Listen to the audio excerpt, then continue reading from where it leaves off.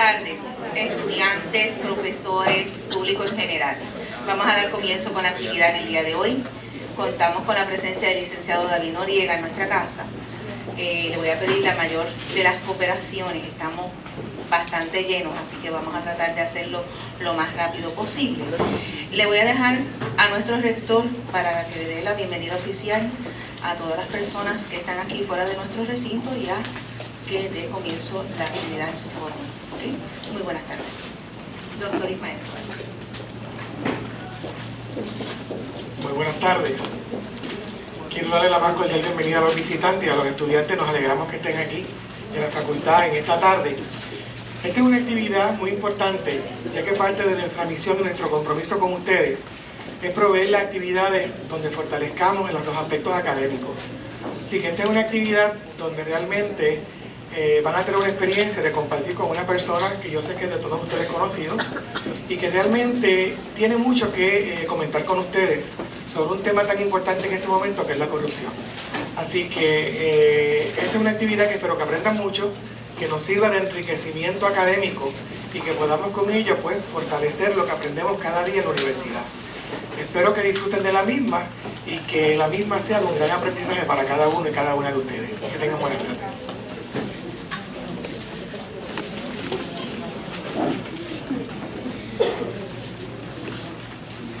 Para la parte de la invocación vamos a dejar a nuestra reverenda Liliana Vargas aquí con nosotros.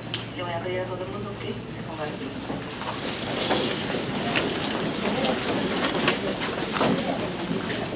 Buenas tardes a todos y todas. Un saludo especial a nuestro invitado esta tarde. Y damos gracias a cada uno de ustedes que ha podido estar presente en esta celebración. Dios promete fuerzas y habilidad para hacer lo que el Señor nos llama a realizar. Como vocación es servir a nuestra gente, especialmente a aquellos que están necesitados. Señor Dios Todopoderoso, te damos gracias.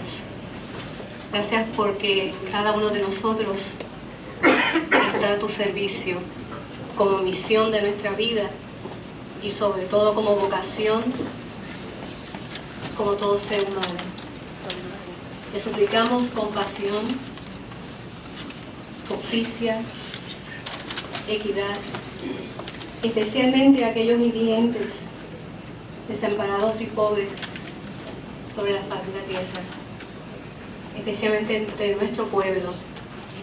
Te suplicamos que nos ayudes a sanar a aquellos quebrantados de cuerpo y espíritu y a convertir su tristeza en alegría.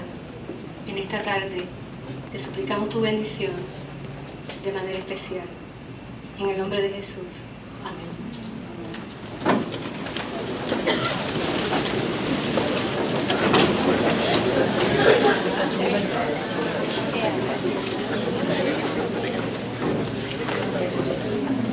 Al frente quedan 5 sillas.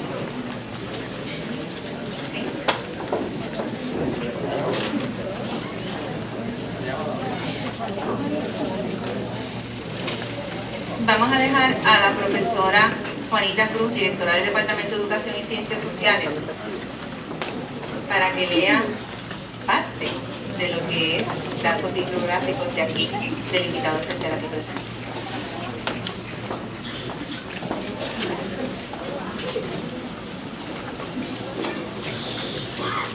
Muy buenas tardes. Gracias por estar aquí con nosotros, acompañándonos en esta actividad del Departamento de Educación y Ciencias Sociales y de la Asociación del Programa de Justicia Criminal que nos auspicia dicha actividad. Dice así: Licenciado David Noriega Rodríguez. Nació en Santurce el 10 de abril. Se crió en el barrio Atotejas de Bayamón y luego en Guaynabo, Puerto Rico. Realizó sus estudios en las escuelas públicas del país, graduándose con altos honores de la Escuela Superior Margarita Janer de Guaynabo. Proviene de una familia de extracción evangélica. Ingresa a la Universidad de Puerto Rico, recinto de Río Piedras, en el año 1962, donde obtiene un bachillerato en artes magna cum laude, con concentración en ciencias políticas, y se gradúa de Derecho en 1969, validando ese mismo año. Fue siempre un estudiante sobresaliente por su seriedad, su capacidad intelectual, su responsabilidad, su liderazgo, y además se destacó en deportes, en pista y campo y voleibol, en sus años de escuela intermedia y superior. En sus años en la universidad, fue presidente del Consejo de Ciencias Sociales y fue representante estudiantil en la Reforma Universitaria. En 1968 fue el primer presidente del Consejo General de Estudiantes de la veda de este consejo en 1948. Representó a la universidad en foros y actividades en y fuera de Puerto Rico. Como abogado, trabajó muchos años sirviendo a los más necesitados en servicios legales de Puerto Rico, y en esta misma corporación dirigió la División de Servicios Legales a Obreros Migrantes. En el aspecto político, fue secretario de la Juventud, secretario de la Organización Política, comisionado electoral, cuando este cargo era ad honorem, secretario de Asuntos Legislativos, todos estos cargos dentro del Partido Independentista Puertorriqueño. En 1984 apareció por primera vez la papeleta electoral del Partido Independentista Puertorriqueño como candidato a representante a la Cámara por acumulación, cargo al cual fue electo ocupando el primer lugar en votos entre los representantes electos. En 1988 fue reelecto de la misma forma contundente. Revalida su elección en 1996, aumentando dramáticamente los votos acumulados, en primer lugar en votos entre todos los legisladores de Cámara y Senado. Sobresalió como legislador por su verticalidad, honestidad, responsabilidad, su lucha exitosa contra la corrupción en el gobierno, por su trabajo cívico-social a favor de los más necesitados, y por un servicio público de excelencia ofrecido a todo el pueblo de Puerto Rico, sin banderías políticas. Fue candidato a la gobernación en 1996. No obstante, siempre cumplió con sus más grandes e importantes responsabilidades, su familia. Está casado hace 30 años con Carmen Matilde Costa y son padres de 3 hijos. David, quien es abogado; Javier, quien se gradúa de Derecho; y Rebeca, quien se gradúa de Bachillerato en Humanidades, ambos en la Universidad de Puerto Rico, recinto de Río Piedras. Actualmente da servicio a la comunidad desde su bufete privado de abogado. Escribe una columna en el periódico El Nuevo Día. Tiene un programa de discusión y orientación en WKAQ Radio los sábados en la mañana. No pertenece a ningún partido político y continuará en la lucha por la independencia y descolonización de su patria.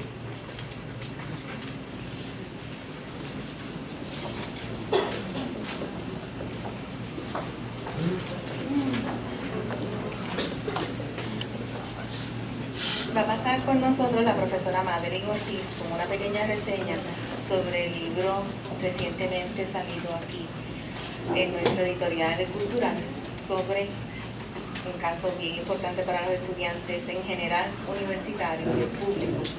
Así que voy a dejar aquí a la profesora con la reseña del libro del licenciado David Noriega.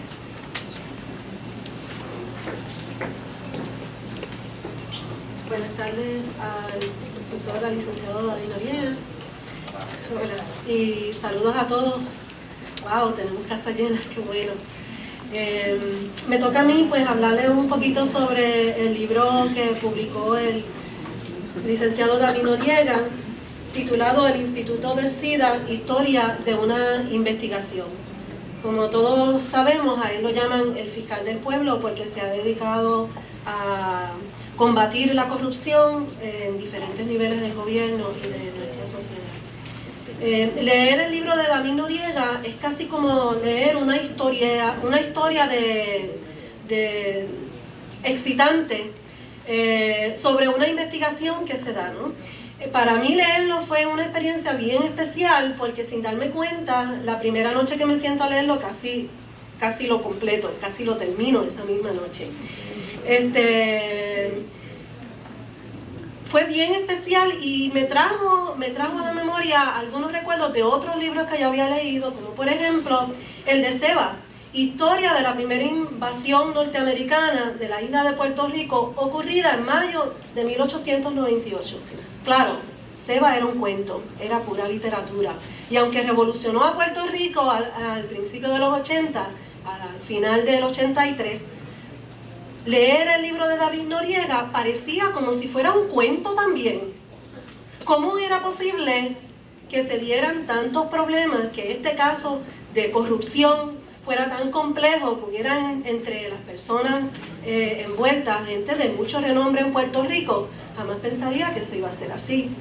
Jamás pensaríamos, pero claro, cuando se lee este libro ya nosotros sabíamos que Curí estaba en la cárcel, que habían salido culpables.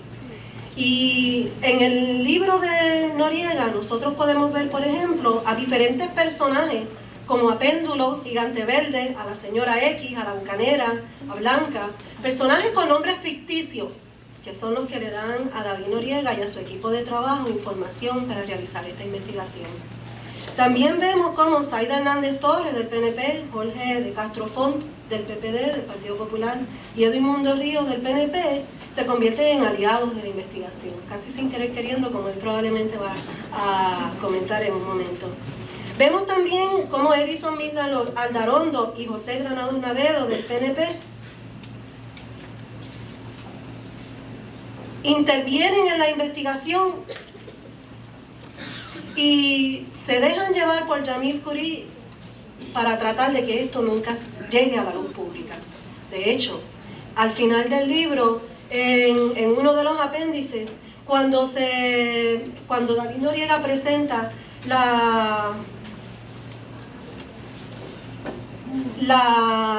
perdónenme lo nerviosa que estoy, estoy más nerviosa que el otro día, ¿verdad? Lo siento muy bien. Otra vez. Cuando David Noriega presenta la ponencia privada de Jamil Coury, nosotros leemos esto y vemos lo que pasó y nos preguntamos cómo es posible que una persona pueda mentir descaradamente y tratar de manchar el nombre de una persona que simplemente está haciendo su trabajo porque quiere robar muchísimo dinero.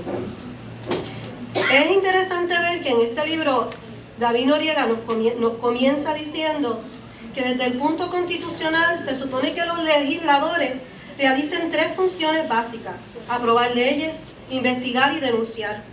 Que esas funciones constitucionales aplican por igual a los legisladores de la mayoría, del PNP y el Partido Popular, y de la minoría, pero que en la práctica los legisladores de mayoría se limitan a aprobar leyes y es muy poca la investigación, la denuncia y la fiscalización que realizan.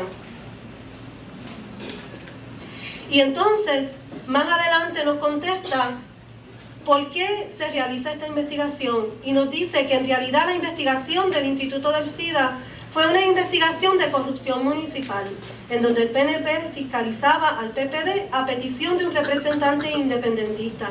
Si no se hubiese dado esa correlación de fuerzas políticas, él duda mucho que la investigación al Instituto del SIDA hubiera progresado.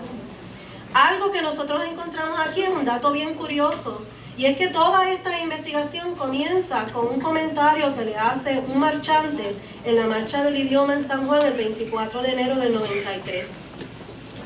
Un comentario, alguien se le acerca, le dijo algo, y eso dio pie entonces a la investigación. Y según él nos cuenta aquí, él al principio casi ni lo creyó, ¿verdad? El caso del Instituto del SIDA nosotros lo conocemos, y quizás lo más terrible es que es un caso de corrupción en donde se despilfarran más de 20 millones de dólares se roban millones de dólares, y a quien se los roban es a unas personas que necesitan mucho de nosotros, a personas que no tienen, en aquel momento no tenían muchas esperanzas de vida, a los pacientes de SIDA. Hoy día nosotros sabemos que los pacientes de SIDA sí tienen cura, o por lo menos pueden prolongar su vida con los cócteles que hay ahora, pero en aquella época no era así. Y quitarle el dinero a una persona que tiene solamente poco tiempo de vida, me parece a mí que es uno de los delitos más terribles que puede cometer una persona contra la humanidad. Y eso lo vemos aquí. Vemos cómo ocurren todos estos hechos. También se incluyen aquí documentos, cartas, informes que realiza el Senado, cartas que se envían a diferentes personalidades políticas en Puerto Rico pidiendo que se investiguen los resultados de los procesos que se dan en los tribunales de Puerto Rico. Cuando yo terminé de leer el libro de David Noriega y recapacito sobre él, recordé uno de los pequeños artículos que escribe Mercedes Rodríguez en su libro Un Momentito, y que quiero compartir con ustedes. Lo voy a buscar ahora, denme un minutito.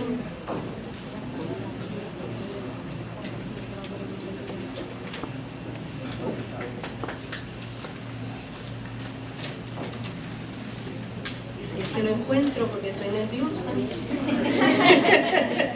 No lo marqué ahora, el otro día lo marqué y lo encontré rapidito.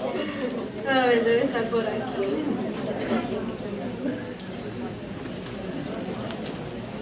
Bueno, lo busco ahorita y quizás lo leo al final cuando termine. Sí quiero leerles unas notitas porque me parece que es bien relevante algo que él nos dice en cuanto a su trabajo.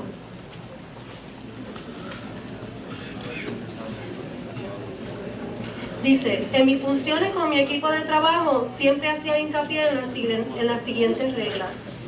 Nuestras investigaciones eran secretas y confidenciales. Nadie debe saber lo que estamos investigando hasta el momento oportuno para divulgarlo. Lo más importante en una investigación son los hechos. Saber qué fue lo que realmente pasó en forma objetiva. Siempre hay que corroborar las fuentes. Nuestra corroboración se hacía a través de nuestra gente de confianza, dentro y fuera del gobierno o por documentos. Hay que estudiar los parámetros de las leyes aplicables al caso. Y más que nada, y una de las cosas que más me impresionó, cuando se presente una situación en donde haya que decidir entre ser un buen político o una buena persona, hay que decidir siempre ser una buena persona. Dejo con ustedes a David Noriega.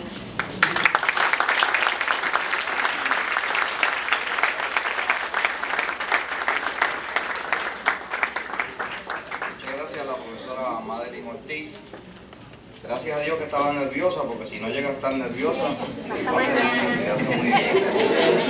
muy impresionado por esa presentación, sobre todo objetiva y realmente humilde. Quiero darle las gracias a la dirección de esta universidad, en este bello campus.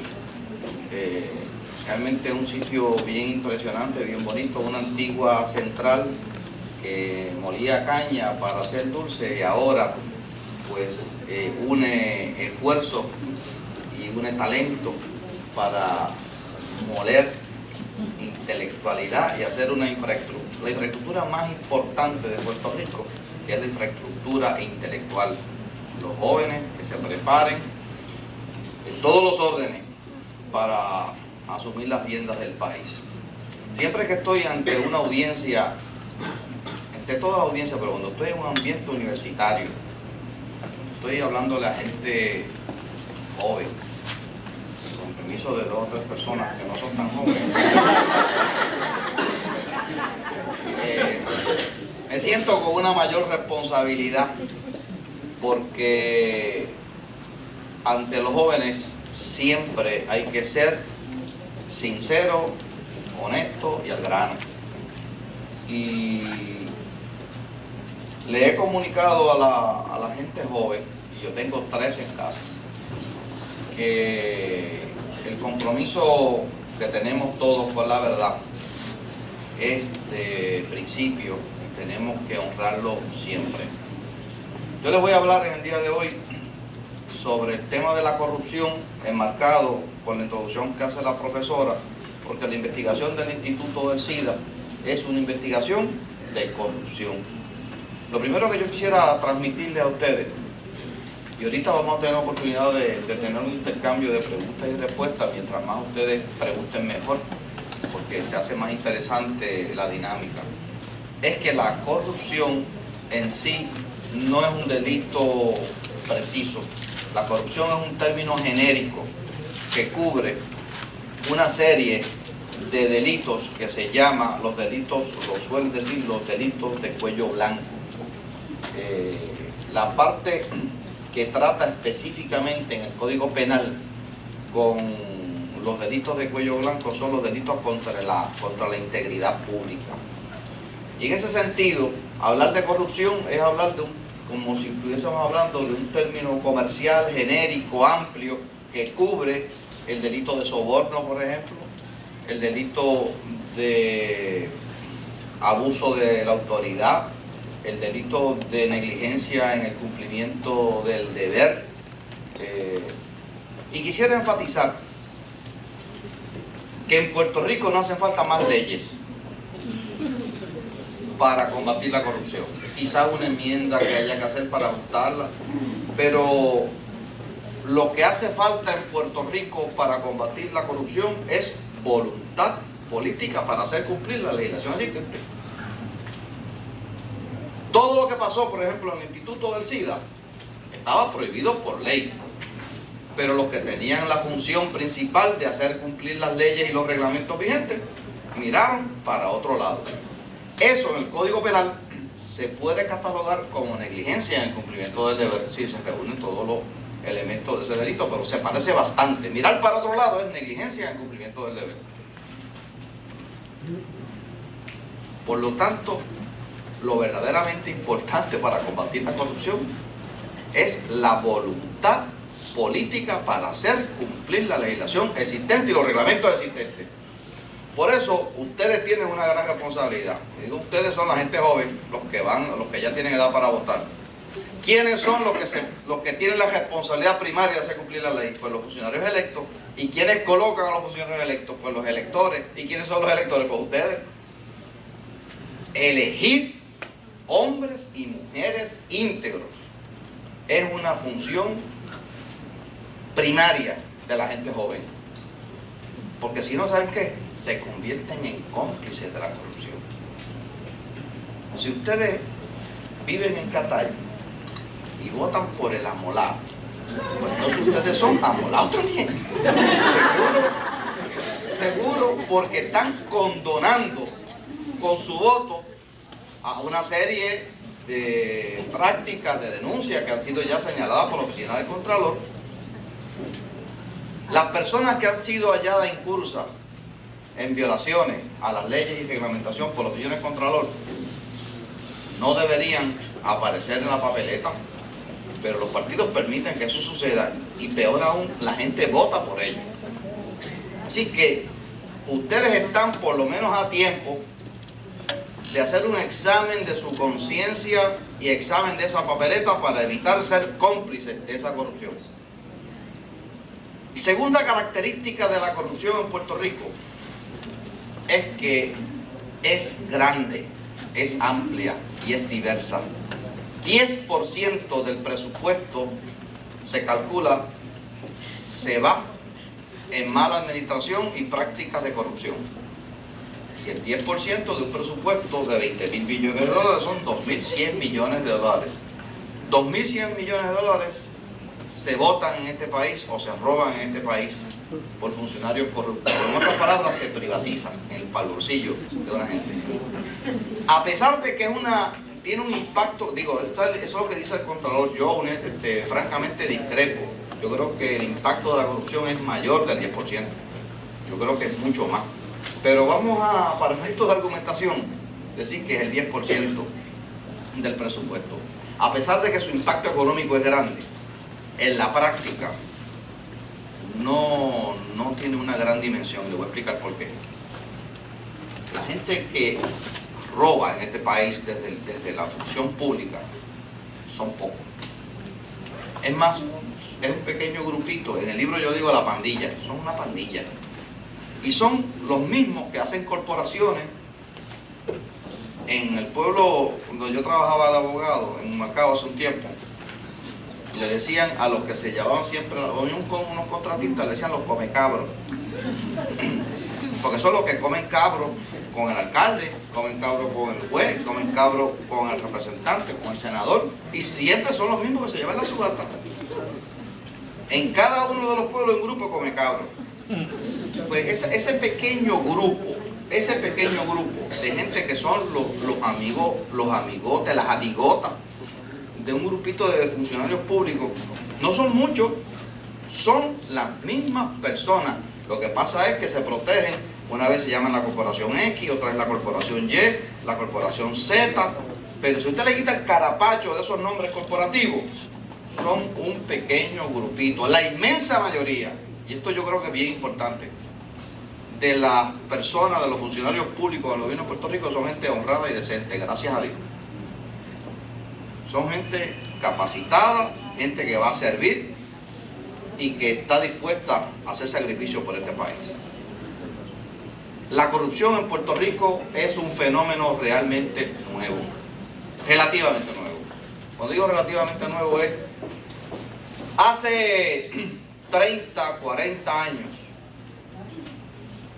3 décadas atrás, aquí nadie hablaba de corrupción como un problema fundamental en la sociedad puertorriqueña. Uno pudo haber tenido diferencias con gobiernos anteriores, pero yo no recuerdo que bajo la administración de Muñoz Marín, por ejemplo, haya sonado un caso bien grande que todavía perdure a pesar de que han pasado tanto tiempo. Uno puede discrepar y hay unas críticas, pero los gobiernos anteriores, hace 30, 40 años, eran gobiernos fundamentalmente limpios. ¿Quién recuerda un escándalo bajo la administración de don Roberto Sánchez Vilella? Yo voy más cercano. ¿Quién recuerda un escándalo que haya perdurado, que sea una cosa que haya retumbado en los periódicos del país bajo la administración de don Luis Ferré? Estamos hablando del 70 para acá. Del 70 para acá es que este fenómeno de la corrupción ha venido creciendo. ¿Y qué ha pasado del 70 para acá que es distinto del 70 antes del 70? Pues hay varias cosas. Primero, del 70 en adelante ocurrió unos cambios en la reglamentación federal y permitieron que dinero que venía antes al gobierno central de Puerto Rico fuera directamente a la alcaldía.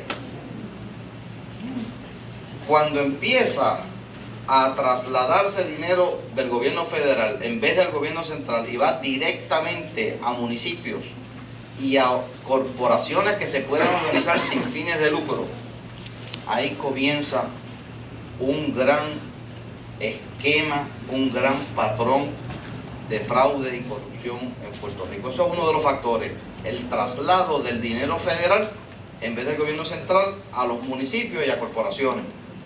Mire, en el Instituto del SIDA se organizó originalmente como una corporación con fines de lucro. Cuando cambió la reglamentación federal para hacerla sin fines de lucro, para recibir dinero, ellos cambiaron para coger los chavos federales, porque podían ser recipientarios de fondos federales. Eso pasó en el caso del Instituto del SIDA. Y los federales, hasta hace poco tiempo, hasta hace 1 o 2 años, a pesar de que estaban dando unos millones de dólares para distintos programas en Puerto Rico, no estaban fiscalizando su propio dinero. Ellos descansaban. Se creen que en Puerto Rico es como los Estados Unidos en algunos sitios, donde ellos dicen que enviar dinero a un municipio, ellos confiaban en la fiscalización de la asamblea municipal, como si en Fajardo, en Luquillo, la asamblea municipal fiscalizara al alcalde.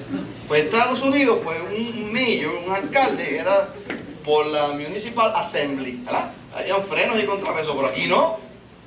Aquí no hay ese sistema de frenos y contrapesos que funciona en otros sitios. Darle dinero directamente a un municipio sin una fiscalización efectiva es una invitación al fraude, al robo y al pillaje. Y eso sucedió hasta hace 2 o 3 años, que ellos están, los federales están entonces en un proceso de ofensiva en contra de la corrupción. Y el que tenga duda, que se pregunte qué pasó con el caso de Buzo, qué pasó con el caso del Instituto del SIDA, qué pasó, ahora mismo hay un gran jurado reunido investigando puertos, viviendas, y como que han recapacitado y se han dado cuenta de que su actitud y su laxitud ante el despilfarro de fondos fueron un error y están fiscalizando. Otro factor que yo creo que influyó en el florecimiento de la corrupción en Puerto Rico fue que a partir del 70 vino a Puerto Rico muchos extranjeros con unas malas mañas. Y de nuevo, no son todos, pero se lograron insertar en los sitios donde podían hacer más daño. Se insertaron en medios de comunicación y se insertaron en unos sitios bien cercanos al poder, relaciones públicas. Y este pequeño grupo de personas que no eran puertorriqueños, de otras nacionalidades, vinieron con unos conceptos y unas prácticas que eran bien comunes en sus países de origen, pero que aquí era extraño. Pero empezaron y lograron implantar unos esquemas que aquí antes no funcionaban. Como mi mamá me decía, hay que tener cuidado con la juntilla. Pues la juntilla vino a Puerto Rico, influyó adversamente y logró cambiar unas prácticas de limpieza que había antes en este país. Por otra parte, yo creo que en Puerto Rico, en términos generales, ha habido un deterioro en todas sus instituciones, desgraciadamente, en todos los órdenes, y eso también, el relajamiento de esos estándares, en términos de las profesiones, en términos del propio gobierno, de las figuras, los malos ejemplos, todo esto influyó a que tengamos hoy, como dice el editorial del periódico El Nuevo Día, el gobierno más corrupto en la historia política del país en los últimos 100 años. Eso lo dice un periódico que no se caracteriza por estar ideológicamente identificado adverso al gobierno, sino que es un periódico que ha sido ideológicamente vinculado a las personas que están en la autoridad ahora mismo. Esto es un problema bien serio. ¿Sabe por qué es un problema bien serio? No son por los 2.100 millones que calcula el Contralor. Si el principal problema de la corrupción fuera económico, yo siempre he creído que los daños económicos son los menores, porque uno se puede reponer. Yo conozco mucha gente aquí que estaba embrollado y se resalen del brollo. El problema no es ese. El problema es que rompen la fibra moral de la gente, le rompen el espinazo. Y una vez se pierde esos principios éticos, pues entonces se relaja todo lo demás. Todo lo demás pierde sentido. Y en ese sentido, el principal efecto negativo de la corrupción es en el aspecto de la ética, en el aspecto, no es asunto económico, sino que nos impide efectivamente cumplir y hacer cumplir la ley. Se pierde la fuerza moral para hacer cumplir la ley. ¿Con qué fuerza moral puede un secretario de justicia en este país hablar de mano dura contra el robo y el pillaje cuando se le roban 20 millones de dólares en el Instituto del SIDA y no ha logrado meter preso ni a... Todos le salen absueltos los que han acusado. Todos. Y de los principales que robaron, no acusó a ninguno. Entonces, ¿dónde está la mano dura? ¿La mano dura para quién es? Ustedes son estudiantes de justicia criminal. La mano dura aquí es para los pobres. Usted ha visto los operativos policiales grandes, son siempre los caseríos, ¿verdad? ¿Usted ha visto un operativo en los sectores encopetados de esta sociedad? ¿O es que ahí no venden droga? ¿O es que no hay trasiego de droga? En los caseríos nada más es que hay droga. Yo no estoy diciendo que no la hay. Yo creo que hay problemas de drogadicción y de trasiego de droga en los caseríos. Pero es una práctica discriminatoria a hacer movilizaciones de la policía exclusivamente a los sectores pobres. Y eso está sucediendo hoy en este país. Aquí se ha perdido la fuerza moral para gobernar. Vamos a hablar claro. Se ha perdido la fuerza moral, no hay liderato, no hay instituciones, no hay objetividad. Y entonces queremos que no haya delincuencia. El libro que escribí es un testimonio mío de una investigación que gracias a Dios se pudo llevar a cabo contra viento y marea porque mucha gente buena me ayudó. Es la victoria literalmente de David frente a Goliat. Y el Goliat en este caso fueron muchos. Fueron compañeros legisladores que se prestaron para evitar tratar de evitar que saliera a relucir la verdad. Gente desde las altas esferas del gobierno interfiriendo y la pandilla de corruptos que trató por todos los medios de que no llegáramos hasta donde hemos llegado. Ese libro plantea los problemas del proceso legislativo del país, los pocos o ningunos derechos que tenemos, los que teníamos los legisladores de minoría, los problemas que uno se confronta cuando va a una asamblea legislativa y va a fiscalizar. Uno es un ave rara, lo miran mal. En este libro también planteo la necesidad de hacer una reforma legislativa y la necesidad de hacer una reforma en todo el sistema de justicia criminal en Puerto Rico. Para darles un ejemplo, en Puerto Rico los delitos contra la integridad pública casi todos son imprescriptibles. Los casos que federalmente prescribieron no han prescrito en la jurisdicción de Puerto Rico. Pero nadie acusa a nadie. ¿Usted sabe lo que es para un líder independentista ir a la Corte Federal a pedirle al fiscal federal que procese a una persona? Para mí eso no fue fácil. Para mí fue difícil.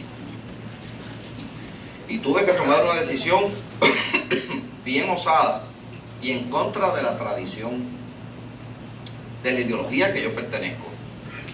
Y estaba como Miguel solito en el hotel. Pero había que hacerlo. Si no hago lo que hice, esa pandilla se impone. Si no voy a los federales, desgraciadamente eso es así. Yo no quiero exaltar esa figura ante ustedes y decir que sin los federales no podemos hacer nada. Yo les digo a ustedes que no tuve más remedio. Y los federales son como los puertorriqueños, gente buena, gente mala y gente regular, y inteligente, y hay los brutos también, seguro. Lo único que tienen más recursos que nosotros. Y en una ocasión, en el caso del Cerro Maravilla, hicieron 2 investigaciones y no encontraron nada. Los federales, y fueron las autoridades de Puerto Rico los que descubrieron lo que pasó. Fue a la inversa. Pero ahora da la casualidad que funcionó del otro lado.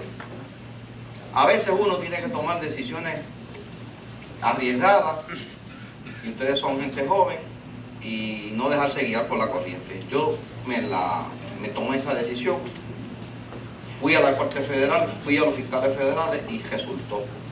Les digo a ustedes, para concluir en esta etapa, para que tengamos un intercambio, que no son todos los que están, ni están todos los que son. Falta gente por acusar y yo espero una redada pronto. Pero usted puede estar seguro de una cosa: yo no voy a cejar hasta meterlos a todos presos, a todos los que le robaron a los pacientes de SIDA. Porque como dijo la profesora Madeline Ortiz, robarle a los pacientes de SIDA hay que ser bien malo, porque son las personas quizás que uno deba tener mayor compasión, porque tienen una enfermedad muy difícil de curar y porque generalmente vienen de la extracción más pobre de la sociedad. Fíjense qué cosa. Hay un común denominador. ¿Dónde es que aplica la mano dura con mayor fuerza? Con la gente pobre. ¿Dónde es que ataca las enfermedades más difíciles? A la gente pobre. Y las áreas de contaminación, ¿dónde es que establecen las hormigoneras y dónde es que establecen las plantas de aguas negras? Al lado de comunidades de gente pobre. Y en ese sentido, pues yo creo que tenemos un gran reto todos los puertorriqueños. Y me gustaría que ustedes tengan la seguridad que en los próximos, yo diría, los próximos 3 meses, viene una nueva, yo les he dicho, una redada, otra redada. Y espero que en esas redadas caigan unos políticos que no han caído. Yo sé quiénes son, pero no lo voy a decir. Yo sé quiénes son, ¿y sabes por qué no lo voy a decir? Porque eso no me corresponde a mí, eso le corresponde a los fiscales federales hacer su trabajo, y hasta este momento lo han hecho bien. Si siguen hasta sus últimas consecuencias, nosotros vamos a tener Puerto Rico se va a impactar en los próximos 90 días. Y yo espero que así sea, porque se necesita ese impacto y se necesita limpiar este país completamente de arriba abajo. Si es que nosotros, aquí los que crean genuinamente en la estadidad, que yo le tengo un profundo respeto, el que cree en la estadidad tiene que creer primero en un gobierno limpio, porque no puede haber estadidad con un gobierno sucio. El que cree en la libre asociación de Puerto Rico y los Estados Unidos tiene que estar primero claro de que tiene que tener un gobierno limpio, porque si no, no se puede hacer nada. Y los que creemos en la independencia, tenemos que tener primero un gobierno limpio para entonces poder aspirar, porque es que sobre esa suciedad no se puede construir nada. En el pasado tuvimos gobiernos limpios, bajo liderato PNP y bajo liderato popular. Nosotros lo podemos volver a tener, porque yo no me siento derrotado, yo me siento con esperanza, porque la mayoría de los funcionarios públicos son gente decente, gente seria, la mayoría del pueblo quiere un gobierno limpio. Falta que empecemos a distinguir entre las cancioncitas, entre las cosas que tratan de confundir, y el verdadero funcionario público que va y quiere servir a su patria. Vamos entonces a tomar algunas preguntas, con mucho gusto. Sí. ¿Usted cree que la corrupción se deba a la politización tan rampante a que hemos llegado? La corrupción, bueno, yo creo que usted ha traído un punto muy serio. Son 3 preguntas en una, y espero me contesta, ¿está bien? Bueno, la autorización era para una, pero usted voy a traer. Adelante. Aparte de eso, o sea, como producto de la corrupción, yo he oído decir que uno de los sismos que se acercan, y ya lo estamos viviendo, es la corrupción a nivel hospital. Eso es lo otro. Y lo último sería, ¿usted cree que se deba crear una fiscalía general en Puerto Rico? Porque otros países han empezado a combatir la corrupción de esa manera. Bueno, yo lo voy a tomar como una, pero a mí me parece que otro de los grandes problemas y una manera de corrupción también es la excesiva politización del país. Es una lástima que usted vea aquí que porque un juez lo nombró un gobernador popular y ha sido un excelente juez, cuando se le vence el término no lo renominan. Eso pasa todos los días. Gana un alcalde PNP o popular, y entonces un funcionario bien bueno de toda la vida, pero que no es de su partido, lo votan. Eso pasa todos los días. Eso es un problema bien serio. El excesivo partidismo, la excesiva politización del país. Esto es un cáncer, es un problema. Mire, pueden querer otro cargo, pero si nombran a un Puente Agostini de nuevo, o nombran a Jorge Sabat ese, puede crear todos los cargos que usted crea. Aquí lo que hay que buscar es quién tiene la voluntad política de hacer cumplir la ley. No hay que hacer más cargos, o sea, yo creo que no hay que hacer nada más nuevo. Lo que hay que hacer es implantar lo que hay. Otra pregunta. ¿Algún comentario, alguna intervención de ustedes? Sí. Cuando empezaron a investigar lo de SIDA fue por un comentario que se hizo. A mí me quedó en la mente, ¿usted sabe cuánto ese comentario sí que se acuerda? ¿O cómo fue que empezó esto, que salió de la nada y creó tanto causa? Ella se estaba refiriendo a que yo estaba en medio de la marcha en defensa del idioma español. Y estando en medio de esa marcha, se acercó una persona que yo conozco, que tiene el nombre de Péndulo. Le puse el nombre de Péndulo porque está todavía en el gobierno de Puerto Rico. Y si lo identifico, ¿qué le va a pasar? Entonces, se acercó a mí y me dijo, mira David, hay este problema, yo tengo pruebas sobre lo que quieren hacer con el laboratorio de la capital. Son una gente que están vinculados desde hace tiempo entre sí y tienen lo mismo en el Instituto del SIDA.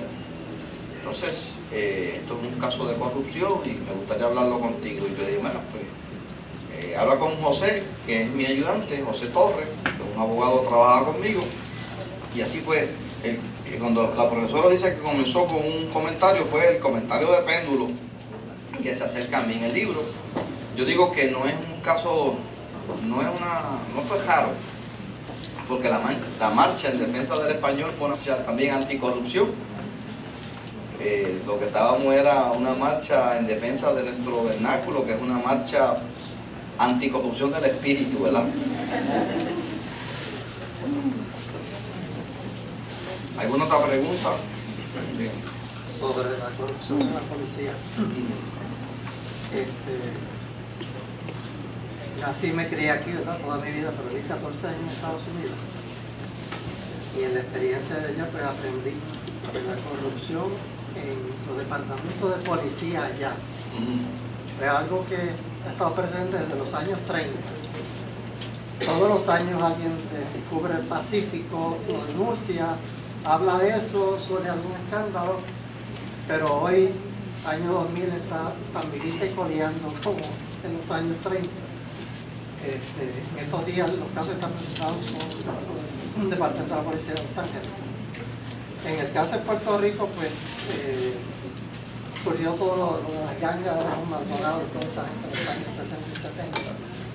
Y supuestamente, por el nuevo súper, ha estado haciendo una labor en la cual debía de haber estado creando con eso, ¿verdad? En este momento, lo que se conoce, ¿en qué estatus está eso? ¿Se ha hecho algo? ¿Se está haciendo? ¿Está aumentando? ¿Está disminuyendo? Sí. Bueno, la última moda es que cuando la policía confisca cocaína y lo dejan en los lockers de los jóvenes, imagínese usted. Qué cosa más tremenda. Yo tengo que ser bien sincero con ustedes. El problema de la corrupción policial, yo creo que se ha ido controlando poco a poco. No es un problema fácil, pero yo creo que ha ido mejorando. Definitivamente, la policía hoy está más limpia que hace 8 o 10 años, creo yo. Fíjense, ¿no? Fíjense lo que me estoy diciendo. El superintendente de la policía Toledo ha hecho lo más que puede por limpiar la imagen de la policía y tomar unas medidas. Y ha tenido más cuidado en el reclutamiento.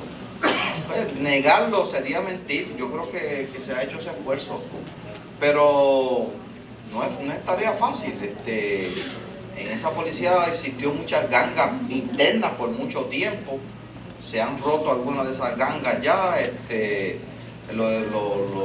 Hay un bachillerato en ciencias policiales en la antigua Academia de la Policía. Se ha ido profesionalizando, pero siempre hay un grupito de manzana o de chinas podridas, ¿verdad?, que hay ahí. Pero la pregunta suya, yo creo que se ha ido controlando, fíjese, a pesar de esas noticias que salen esporádicamente. Y en términos generales, yo creo que nosotros tenemos una policía honesta, en términos generales. Usted va a cualquier país del mundo, incluyendo los Estados Unidos, y hay muchos policías corruptos, ¿sabes? Pero sobre todo allá. Y aquí es muy raro, realmente raro, el policía que usted lo para en una calle y le pide dinero. Eso no, en Estados Unidos eso es bien común, y en otros países ni hablar. Sí. Buenas tardes, Fernanda. Tengo una pregunta. Dentro de los planes de fiscalización, posiblemente suyo, de una agencia aparte o gubernamental, están también los de fiscalizar o entrar en materia de la agricultura. Por ejemplo, el área del café, en la cual pues aquí ya no se está produciendo casi el café específicamente y están exportando el mismo. O sea, ya ni las bolsas de café aquí se han hecho en Puerto Rico. La gran mayoría donde se están trayendo café de otros países y entonces no hay unos incentivos, no hay área. Entonces cuando de momento van a chequear las producciones de café locales, dicen, acá pues esas matas que están ahí variaron más café de lo que tienen que producir según lo que está sembrado en la finca. Y entonces también el contrabando que existe entre el mismo, en la forma que pasa por los puertos y todo lo demás. La pregunta sería si toda esa parte específicamente del contrabando también se va a estar trabajando en esa área de fiscalización o... Bueno, como usted sabe, yo no estoy en el gobierno ya, yo no sé cuáles son los planes que hay. Estoy en la esfera privada ahora, pero cuando yo era legislador propuse y se hizo una investigación sobre el problema del contrabando de café. Y es un problema serio. Y dentro del Departamento de Agricultura descubrimos un esquema de mirar para otro lado. Y había es lo mismo, un grupo de amigos y amigotes. El que tenía que supervisar no supervisaba, miraba para otro lado, y entonces el que fiscalizaba tenía una tarjeta de crédito de uno de los importadores de café y se la pagaba. Yo le saqué fotocopia y se lo llevó el secretario de Justicia. Todavía estoy esperando que radique la denuncia. Eso es lo que le puedo contestar sobre eso. Ya que usted habló sobre la mala administración y que consume tantos millones de dólares al año, entonces que también habló de la cautela que nosotros debemos tener a considerar las personas de los candidatos políticos. Yo quisiera saber su opinión sobre la deuda exuberante del municipio de San Juan, de 333 millones, si no me equivoco, que tiene ese municipio actual. La deuda. ¿Por qué es exuberante? Porque hace, si no me equivoco, 2 o 3 años estaba en 44 millones y hoy día está en 333 millones. Bueno, yo no estoy al tanto de eso, fíjese, pero todos los gobiernos municipales en este país tienen deuda. Lo importante es que estén bajo control y estén bajo los márgenes de la ley. No hay un solo municipio en Puerto Rico que no tenga deuda, y el municipio de San Juan ha sido pues compartido por distintas administraciones populares y PNP, pero el hecho de tener deuda de por sí no creo que sea, es cuestión de si está dentro de los márgenes y para qué se utiliza el dinero. A mí, por ejemplo, cuando se presentó este presupuesto recientemente por el gobernador de casi 21 mil millones de dólares, pues a mí no me impresiona en esto de las cifras, de los ingresos y las deudas, ¿para qué es que se usa o para qué se usaron? ¿Por qué hay deuda? ¿Qué se va a hacer con los 21 mil millones de dólares? Eso es lo verdaderamente importante, y como yo sé que por lo menos el 10% se despilfarra, pues me preocupa eso, ¿verdad? Pero el hecho de que un municipio tenga esa deuda o haya aumentado, pero si está dentro de los límites y ver para qué se usaron, yo no sé para qué se usaron, pues no es un motivo de preocupación. ¿Por qué no está inscrito en un partido político y usted se segregó del partido independentista como organización política? Bueno, yo no voy a contestar esa pregunta, realmente no es importante, pero me siento muy bien lo que estoy haciendo ahora, ¿sabes? Estoy en un curso de educación política, estoy escribiendo. Yo no me he retirado de la política. Yo estoy en otra dimensión haciendo otras cosas que me parece que son importantes. Y las diferencias que tuve no las quiero divulgar más públicamente porque no creo que contribuyan nada. Ok, buenas tardes. Usted habla en base de las personas pues pobres. Ok, una persona pobre, ¿qué puede hacer cuando está viendo un caso de corrupción hacia alguna institución? ¿Qué yo debo de hacer y hacia quién debo llevar el inquietud? Bueno, yo creo que en Puerto Rico todos los ciudadanos tienen el deber de denunciar algo que sea ilegal. Y por denunciar algo que sea ilegal no le puede pasar nada a usted, no le debe pasar nada a usted.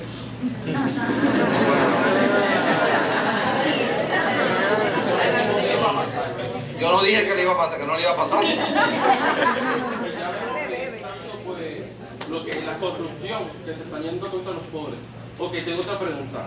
¿Es posible que en una institución la contable pueda ser la misma auditora? En institución pública. Bueno, se supone que no. Se supone. Ok, pues entonces podemos decir que entonces ahí podemos ver un caso de corrupción. Bueno, por lo menos de conflicto ético. De conflicto ético. El concepto de una auditora o de un auditor es que no tenga vínculo. O sea, usted no puede ser contable y auditor porque usted no puede fiscalizarse a sí mismo. El viejo no puede velar a la longaniza porque se las come. Yo quisiera preguntar, una forma de poder aquelar o ayudar a los funcionarios de la judicatura, ¿verdad?, tener más voluntad para combatir la corrupción, ¿no sería usar el ejemplo que usan algunos estados en Estados Unidos de quitar el poder de nominar jueces y fiscales al Estado, a los políticos, y dárselo al pueblo? Eso es una forma. Yo personalmente no creo en ella, pero reconozco que en los Estados Unidos esa es la forma. Usted sabe lo que es que la gente pueda elegir los jueces y los fiscales, o sea, votar por jueces y fiscales. Yo tengo mis serias dudas de que eso vaya a mejorar la calidad. Yo sé cuál es su preocupación. Yo tengo una propuesta distinta a esa, que es una tercera, para que la considere, ¿no? Yo creo que aquí se debe crear un comité de personas de probada integridad de todos los sectores ideológicos que le recomienden al gobernador de Puerto Rico o a la gobernadora el nombramiento de jueces y de fiscales fuera de toda consideración partidista. Lo ideal sería que se nombren esos jueces por consenso de ese comité de gente de probada integridad y se confirme entonces por el Senado. Otra forma, que ya hay un precedente aquí, el presidente de la Comisión Estatal de Elecciones, el juez Melesio, tiene que ser confirmado por 3/4 partes de la Asamblea Legislativa, de Cámara y Senado. ¿Sabe por qué pusimos eso en la ley? Para obligar al consenso. Porque el que cuenta los votos no puede estar identificado con ningún partido. Y Melesio está ahí porque 3/4 partes de los legisladores lo confirmaron. Y un gobernador, no sé quién fue, si fue PNP o Popular, lo nombró. Yo creo que los jueces y los fiscales deberían tener ese mismo procedimiento. Obligar a que haya una confirmación por 3/4 partes de Cámara y Senado para el nombramiento de jueces y fiscales. Para que entonces PNP, populares, independentistas, se tengan que poner de acuerdo para nombrar a una persona en esas funciones. Yo creo que por ahí yo me iría en vez de proponer la elección de los oficiales. Es decir, obligar al consenso, obligar que sean personas aceptables para toda la comunidad. Mire, y se puede. La mejor demostración es que el juez Melesio, ¿quién tiene quejas aquí del juez Melesio? Nadie, porque ha presidido la Comisión Estatal de Elecciones de una forma imparcial, pero fue porque pusimos eso en la ley. Y así mismo se debe hacer para los jueces y los fiscales. Si hay una persona que ha sido una persona controversial o que hay una duda de que pueda ser imparcial, pues mira, se no va a tener el consenso, ¿verdad? Y hay que tener mucho cuidado. Yo creo que aquí hay gente que ha estado activa en la política y después lo nombran juez y han sido excelentes jueces. El hecho de tú haber sido político no quiere decir que no puedas impartir la justicia bien. En Bayamón hay un juez que cuando estaba activo en la política le decían carne al pincho, porque propuso que a los jóvenes universitarios que protestaban había que pasarlos por la bayoneta como la carne al pincho. ¿Ustedes recuerdan esa expresión? Eso es un juez PNP. Ese juez está en Bayamón ahora y es un excelente juez. Y Carnel Pincho dejó de ser Carnel Pincho, ahora es un juez honorable. Y hace justicia y la hace bien. Y hay gente que no ha tenido esa experiencia y supuestamente, entonces son unos activistas del estrado, o sea, otra. Por eso hay que tener cuidado, pero para mayor garantía yo haría confirmación por 3/4 partes.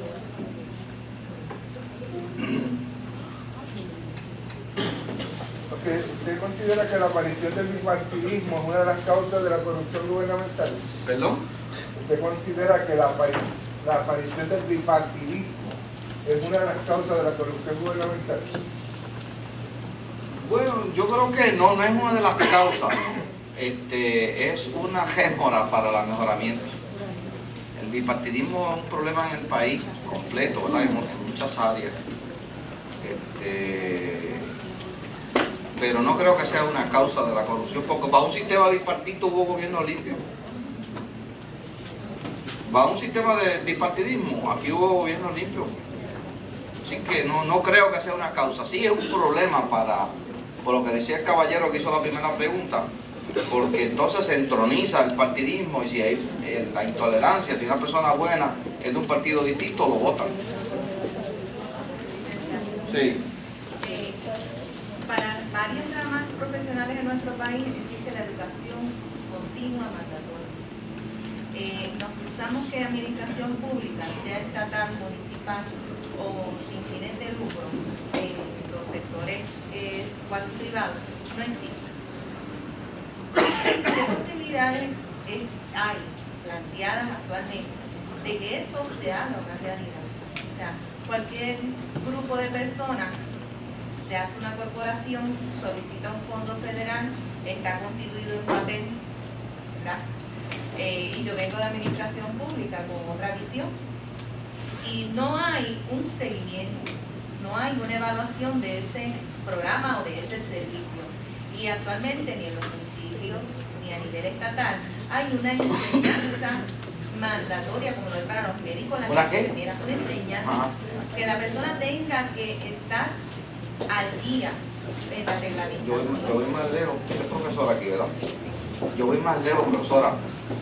Aquí no hay un sitio central que uno pueda ir y decir qué cantidad de dinero federal ha entrado a Puerto Rico, porque tú no sabes. No se sabe. O sea, en el proceso de planificación de recursos, tú tienes que saber qué entidad está recibiendo dinero y qué entidad no recibe. No se sabe. Y una de las cosas que hay que revisar en este país es eso de las corporaciones dando servicio, las llamadas corporaciones sin fines de lucro, que no le responden a nadie, que no tienen que coger cursos de educación continua. Yo creo que usted ha traído un punto bien importante. Primero, no existe la información centralizada para empezar. Después que esté centralizada, no existe obligación de curso de mejoramiento profesional, no rinden cuenta. Bueno, hasta hace 2 o 3 años, en la Asamblea Legislativa daban donativo legislativo y no había obligación de rendirle cuenta a la Asamblea Legislativa que daba donativo. Yo recuerdo cuando yo era legislador, se le daba dinero al club de los enchaquetonados. Oye, ¿qué es eso? No, un club de enchaquetonados que hay. Ahora no, todo cambió y ahora hay que rendir unas cuentas. Si tú recibes dinero público tienes que hacer un informe. Pero yo estoy de acuerdo con esa sugerencia suya. Hay que controlar y exigir mejoramiento profesional e información y auditoría a toda esa gente que recibe dinero. Yo le tengo una pregunta. ¿Qué usted opina al respecto a la corrupción administrativa en Puerto Rico? De corrección. ¿Perdón? de corrección, de departamento de corrección.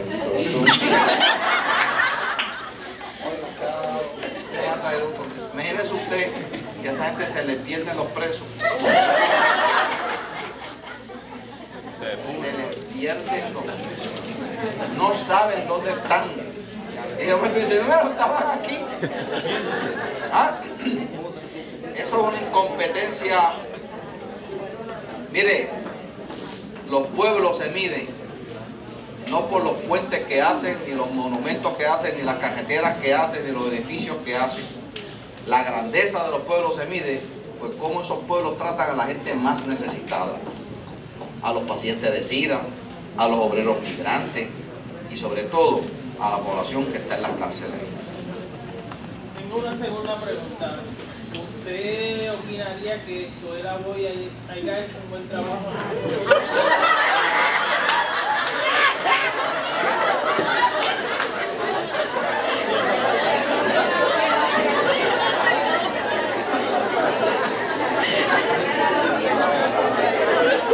Oiga, gracias a Dios que ya yo no estoy en la política. Me da mucha pena, causa risa, pero es que realmente me da mucha pena porque en Puerto Rico tenemos un problema bien serio con los hermanos y las hermanas que están en las cárceles. Las personas que están confinadas, aquí lo que hay son almacenes de seres humanos y no hay proceso de rehabilitación. Entre la confrontación verbal que hubo entre Landy y Zoela Boy en televisión, ¿ustedes la vieron? Sí. Landy tenía razón. Imagínense ustedes.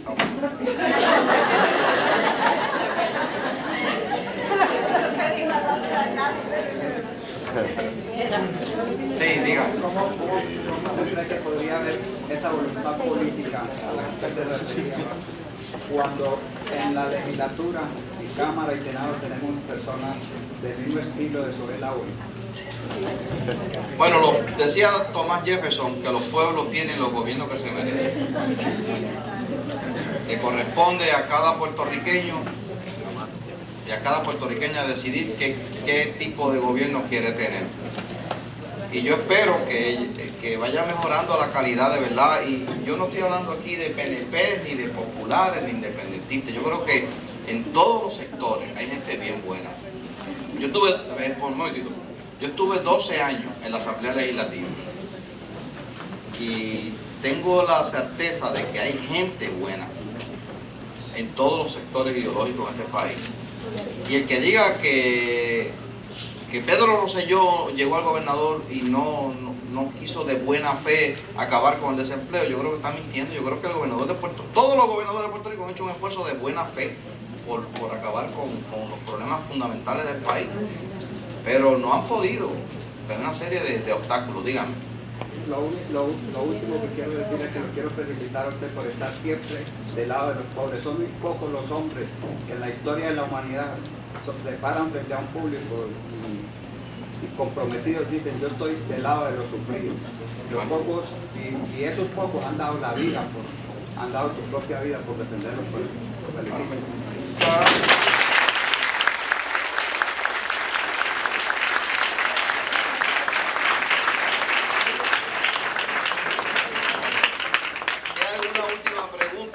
Este es el momento, si no, pues callen para siempre. Adelante. Ok, usted mencionó que realmente la corrupción la causa la falta de voluntad política. Ahora, ¿qué podría hacer el pueblo de Puerto Rico para crecer y tener un buen peso de voluntad política? Bueno, yo quisiera aclarar una vez más. Dije que falta de voluntad política no es que causa, es una de las causas, quizás la causa principal, ¿verdad? Pero hay otras causas. Pero una de esas causas, que es la falta de voluntad política para hacer cumplir las leyes. Si aquí se cumplieran las leyes, pues no habría soborno, no habría negligencia en el cumplimiento del deber.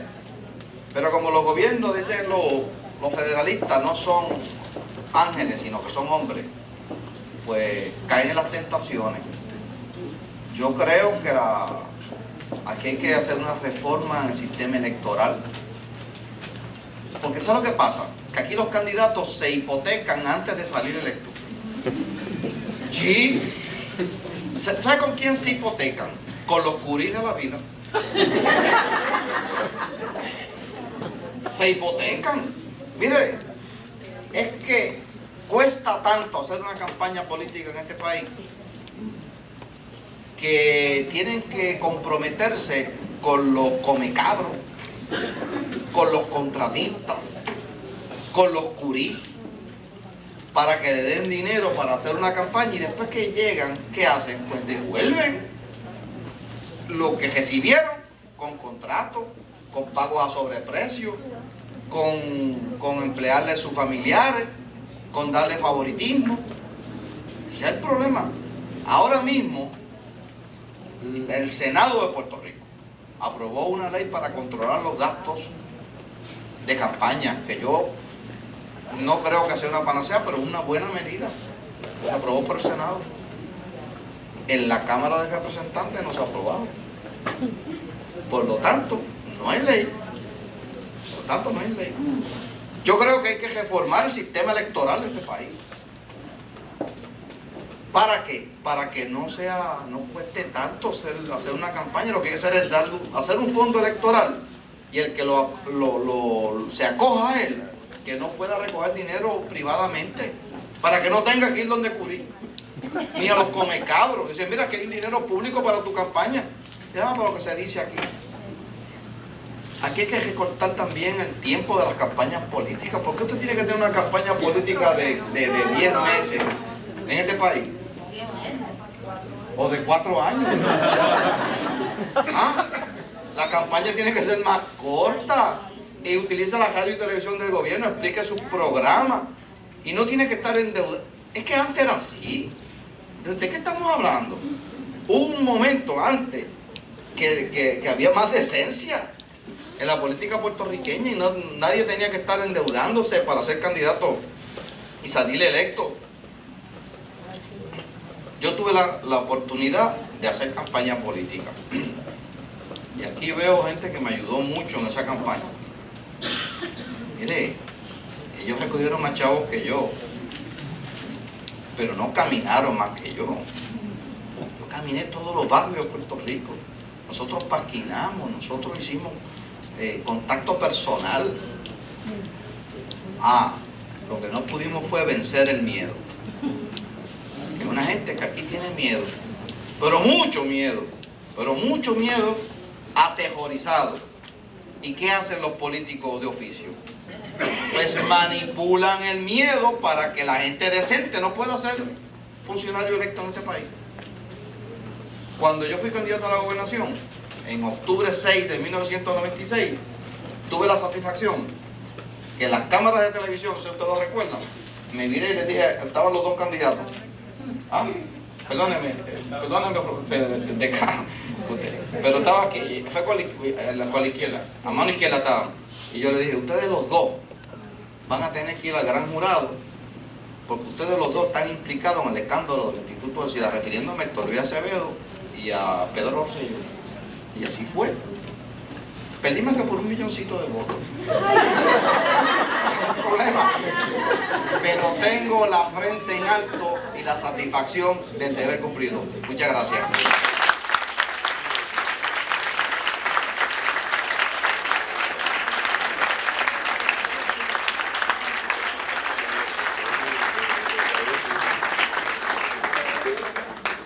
Yo le quiero agradecer a todos y a todas la presencia aquí en esta tarde con nuestro invitado, a la participación y la cooperación de parte de la institución en el apoyo de esta actividad para los estudiantes en general y público de la comunidad, y de parte de la Asociación de Estudiantes de Justicia Criminal de nuestro recinto le tenemos un pequeño obsequio al licenciado, así es que tenemos unos refrigerios afuera.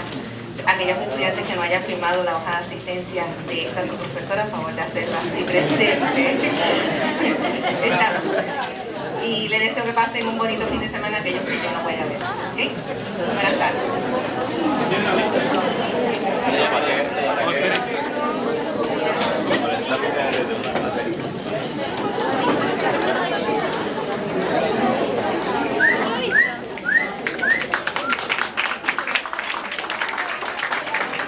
tardes.